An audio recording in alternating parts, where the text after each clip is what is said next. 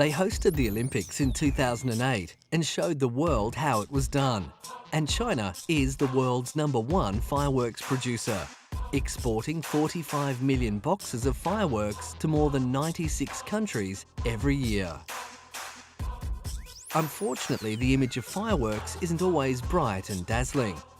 Fires and explosions occur frequently, and hundreds of people die in accidents involving fireworks in China each year. Fireworks, though, have a long history in China, dating back more than 1,400 years. The hero of many young men, Li Tian, invented the first firecracker to drive out evil and pray for prosperity, and he has a 6-metre-tall statue in his honour.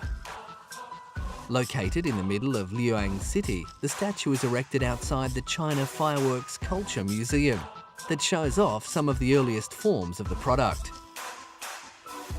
As you can see, the Chinese love their fireworks, and there were dozens of different fireworks on offer all those years ago. Today's fireworks can be a truly amazing sight.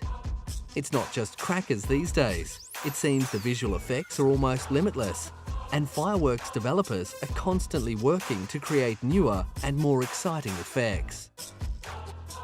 Mostly used at New Year's Eve as a celebration and to ward off ghosts and bad luck, fireworks are also used around the world at many sporting events.